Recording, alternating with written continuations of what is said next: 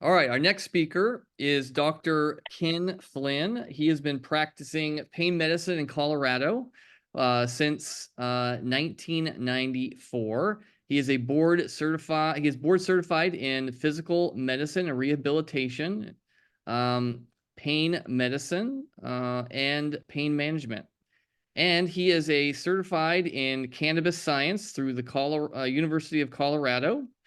He is also a volunteer clinical instructor for the University of Colorado Medical School in Colorado Springs, and he is the former president of the American Board of Pain Medicine and has served on their exam council for 20 years.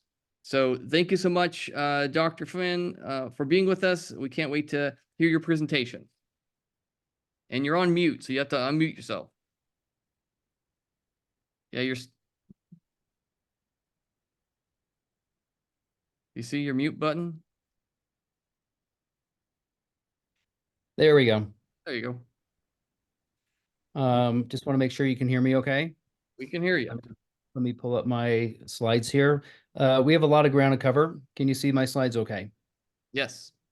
Okay, well, I basically just started going down this road. My background really is in pain medicine, as Greg mentioned, but also I'm very well versed in the world of marijuana and psychedelics, or simply following the marijuana playbook, which is the big tobacco playbook as well.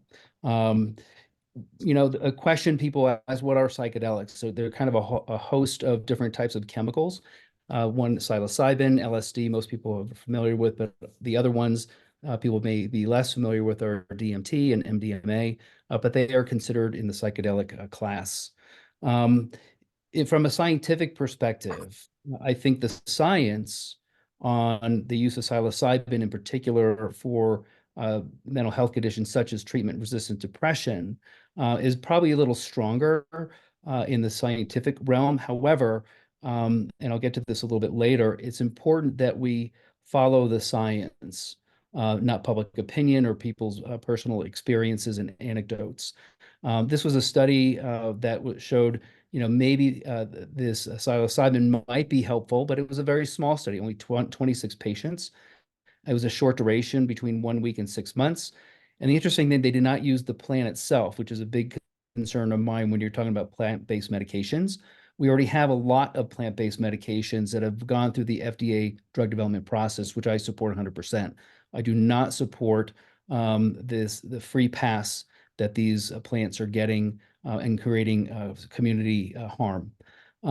This was another one in the New England Journal of Medicine, looking at synthetic formulation of psilocybin, looking at the treatment, but there were adverse effects that were seen. About 72% to 84% of people using this for treatment, some of which were reporting suicidal ideation or self-harm.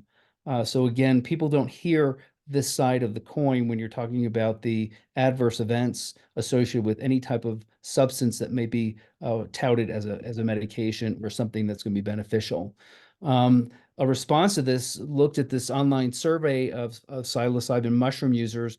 Nearly 40% of the people that responded rated it as among the most challenging experiences of their lifetime, putting themselves or others at risk for physical harm, manifesting physically aggressive or violent behavior, requiring medical help, seeking treatment for enduring psychological symptoms. So if legalization and commercialization are a lot allied with medical movement, shops and clinics are going to proliferate to even impact more vulnerable populations. And very importantly, rigorously designed medical protocols will be compromised. About a year and a half ago or so, looking at the hallucinogen use among young adults between the ages of 19 and 30 in the US between 2018 and 2021, there was a significant increase in the past-year use of LSD hallucinogen, which was twice as high in 2021 as it was in 2018 among young adults. The correlates of non-LSD hallucinogen use, including being white, male, higher socioeconomic background. About 6 months ago, looking at about 600 people that were reporting extended difficulties following psychedelic experiences. The most common form of extended difficulty were feeling anxious, fearful, social disconnection, depersonalization, derealization. 1/3 of those participants, those problems persisted for over a year. And about 18%, those problems endured for more than 3 years. So people don't hear these problems that people that may be using or having. They just kind of disappear. Just last month in the Journal of Adolescent Health, the report of poison control centers over the nation over the past 10 years. It was a 10-year study looking at psilocybin in particular among adolescents and young adults.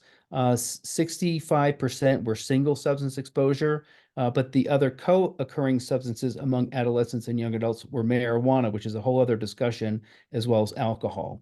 And here's the graph. You can see very clearly the number of poisonings have gone up over the past several years. What are the side effects of psychedelics? Because people don't hear about this too. They hear about all the mood elevation and all the kumbaya and how wonderful it is. But these are substances that can affect the body from a physiological perspective. You can have increased heart rate, hypertension, which is high blood pressure, or hypotension or low blood pressure, anxiety, paranoia, panic reactions, tremors, problems with muscular coordination, extreme mood swings, anxiety. So these are some of the physiologic side effects. About 4% of these people have what's called hallucinogen-induced persistent perception disorder. It's kind of like a persistent psychosis. And these are people that they have stopped using, and these problems can persist for weeks, months, or even years after their last use. And a little over 4% of people who chronically use hallucinogens develop this disorder. And so we're really opening Pandora's box if we're going to allow people access to a chemical that we don't really know how to deal with it, how to dose it. There's no dosing guidelines. There's no prescription for it. So it's very concerning. In Northern California several years ago, a bunch of people got sick by eating death cap mushrooms. 3 of them required liver transplants, and an 18-month-old suffered permanent neurologic impairment. In the subsequent weeks in California, several people developed liver damage after ingesting what they thought were psychedelic mushrooms. So these chemicals, just like marijuana and other substances, can cause harm. I published a little article in Colorado Politics about a couple of years ago. Emerging data shows that may have medicinal value, especially in controlled environments. Now, Colorado wants to allow personal growth, transport, and what we call unlimited gifting in a very uncontrolled fashion. And we'll be in uncharted waters. We do not know what's going to happen. We already have plant-based medications, like I said earlier. They've met the rigor of scientific study. Aspirin, for example, comes from the bark of the willow tree. Taxol, which treats breast cancer, comes from the Pacific yew tree. Multiple heart medications come from plants. But they have gone through the rigorous studies and purification processes, and it's widely accepted that they are helpful. Things like psychedelics, things like cannabis have not met that rigor. We have not done a good job with our current, quote, legal medications like alcohol, tobacco, opioids, marijuana. We know what the societal effects are. Now we're just going to simply add another potentially addiction for profit industry onto the public that has no idea what the public health implications are going to be.